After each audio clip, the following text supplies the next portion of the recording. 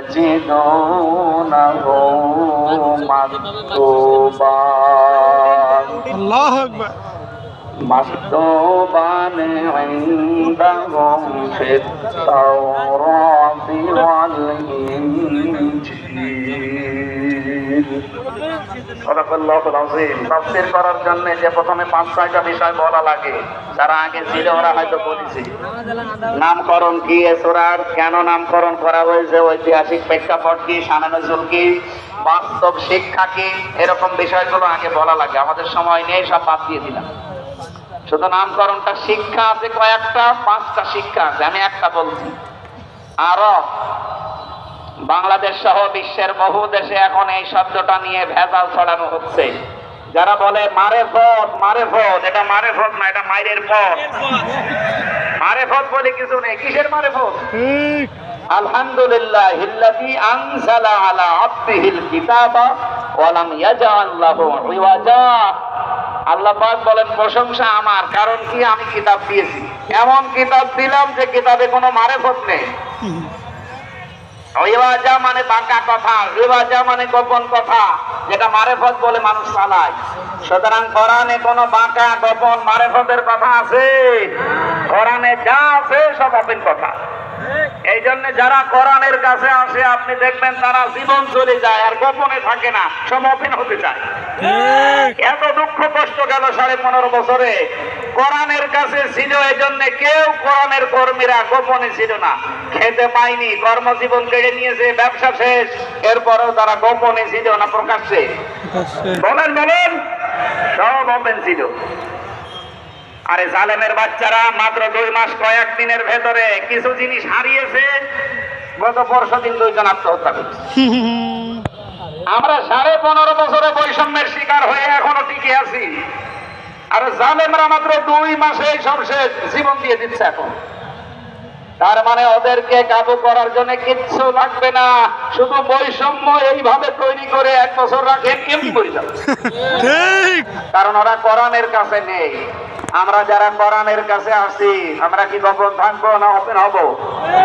আরো যারা বলেন, হযরত ওমর যেই দিন মুসলমান হয়েছেন ওই দিনই বলেছিলেন, হে নবী, কোরআন সত্য না মিথ্যা? নবীজি বললেন সত্য। উনি বললেন সত্য জিনিস গোপনে হবে না, আপনি আমার অনুমতি দেন, আমি কোরআনের পক্ষে একটা ওপেন মিছিল দেই। উনি মুসলমান হলেন, কোরআনের কাছে আসার পরেই ওপেন হয়ে গেলেন। আর আমরা অনেক আলেমকে এই 15.5 বছর দেখলাম কত হুজুর গোপনে আছি। ওটা টাটকা মুনাফিক। কিসের গোপনে আছেন আপনি? ঠিক। এই গোপন আলেম ছাড়া তারাই কিন্তু জালেমদের দোসর তো আছে, পাঁচাটা গোলামি করে করে আরো ইসলামপন্থী মানুষদের ক্ষতি করেছে।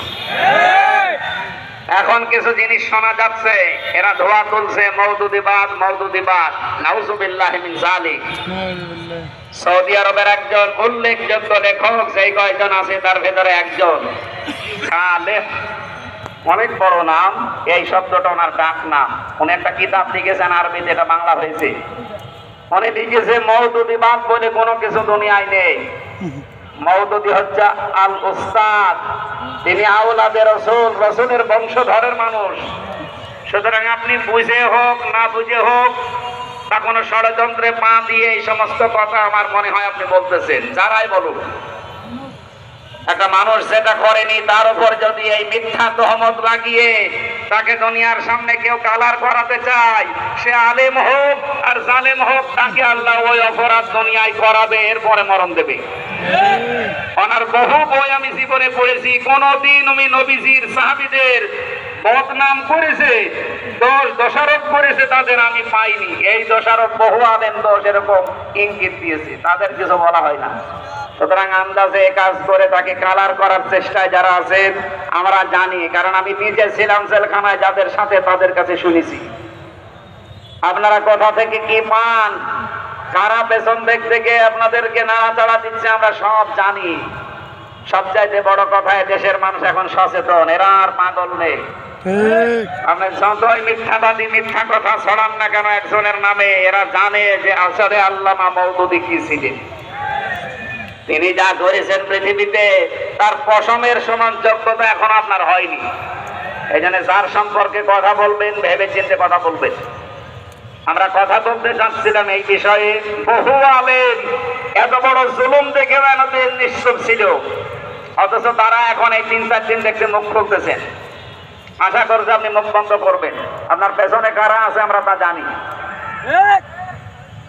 এই সমস্ত মানুষদের পেছনে খপ্পরে পড়েই তো দেশটাকে জাহান্নাম বানিয়েছিলেন।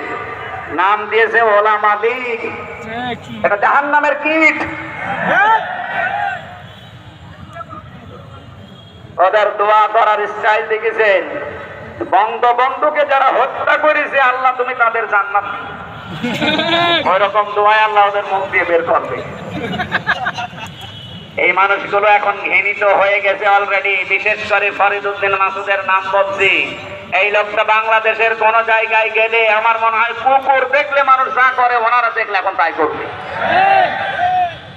এরপরে বায়তুল মোকাররমের সাবেক কথিত খতিব, আসল খতিব নয়, কারণ জালেমরা তাকে নিয়োগ দিয়েছিল।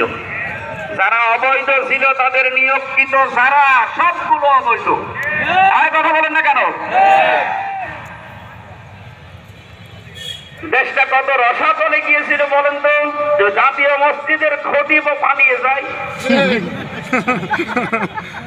এসর পালিয়ে যাওয়ার পরে আবার এসেছিল, যতক্ষণ জোতা দিয়ে পিটিয়েছে। পরের দিন স্ট্যাটাস দিয়েছে, জনগণ আমাকে জোতা দিয়ে মেরেছে, কিন্তু জোতা আমার গায়ে লাগেনি। এখন যাকে বসানো হয়েছে এনার সম্পর্কে অনেকে অনেক কিছু শুনছেন। উনি কিতাবি আলেম, নাম করা আলেম, হ্যাঁ জ্ঞানী মানুষ, কিন্তু আমরা চাই জ্ঞানটা যেন কাজে লাগায়। কারণ আলেম তো ওই লোকটা যে তার জ্ঞান অনুযায়ী আমল করে। আর কথা বলেন না কেন? পৃথিবীতে সবচাইতে বেশি জ্ঞানের উপরে আমল করেছে নবীরা। বলুন, আপনি একটা নবীর জীবন দেখান, শুধু 2 জন নবী বাদ দিয়ে, সুলাইমান, হযরতে দাউদ, এই 2 জন নবী বাদ দিয়ে একটা নবীর জীবনী দেখান তো যে জীবনে কোনো বাতিলের টার্গেট হয়নি। আমাদের নবী মুহাম্মদ রাসূলুল্লাহ 82বার টার্গেট ছিল ইহুদিদের, মেরে ফেলতে চেয়েছে।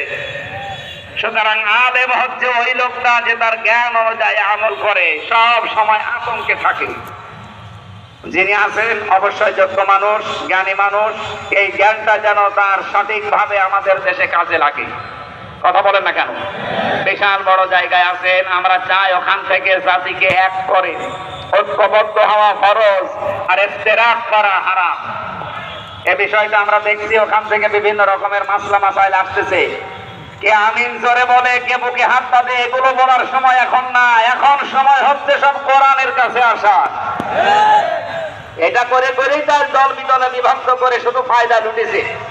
আমাদের মাথার উপরে কাঁঠাল ভেঙে খেয়েছে ওই বাতিলরা। এই সুযোগ আমরা আর সামনে দেব না। কথা বলেন।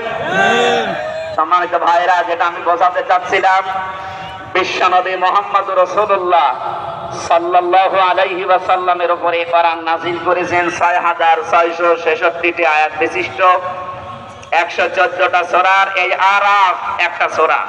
তাহলে প্রকাশ হয়ে গেল আজকে থেকে গোপন কোনো কিছু ইসলামে নেই। গোপনে কিছু আছে?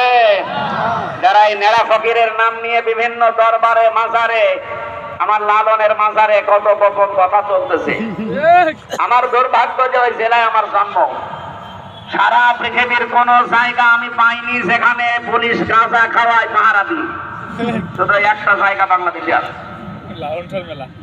এই এলাকায় যারা এগুলো খেতে চান নিরাপদে খেতে পারবেন ওখানে। না, আপনারা যাবেন না, ওই একেবারে মানে ভ্রান্ত জায়গা। কিসের লালন, কিসের ফকির? আপনি ওই সময়টা ব্যয় না করে কোরআনের পেছনে দেবেন, আল্লাহ আপনাকে হেদায়েত দান করবে। আরাফের দ্বিতীয় শব্দে পেয়েছি, এটা একটা প্রাচীর। কিয়ামতে আল্লাহ এরকম একটা প্রাচীর বানাবে, ওই প্রাচীরের উপরে মানুষকে দাঁড় করিয়ে রাখবে। ওদেরকে জান্নাতেও দেবে না, জাহান্নামেও দেবে না। সাহাবীরা বললেন, হে নবী, ওদেরকে জান্নাতে দেবে না, জাহান্নামে দেবে না, কারণ কি? বিশ্বনবী বলেন, এই মানুষগুলো পৃথিবীতে দিন কায়েমের জন্য আন্দোলন করেছে, একামতে দিনের জন্য, এই জন্য আল্লাহ তাদেরকে জাহান্নামে দেবে না। তাহলে এই আয়াত থেকে প্রমাণ হয়েছে, এটা সূরা সফের 10 নম্বর আয়াতে আছে, যারা এই পৃথিবীতে দিন কায়েমের জন্য চেষ্টা করে, একামতে দিন, তাদেরকে আল্লাহ আর যাই হোক জাহান্নামে দেবে না। বলেন আলহামদুলিল্লাহ। এখানে কিন্তু খেদমতে দিনের কথা নেই যে আপনি দিনের খেদমত করলে জাহান্নামে যাবেন না। না, ওরা কোরআন শরীফ পড়ে আমি এতটুকুই পেয়েছি, যারা একামতে দিনের প্রতিষ্ঠা করার জন্য যারা চেষ্টা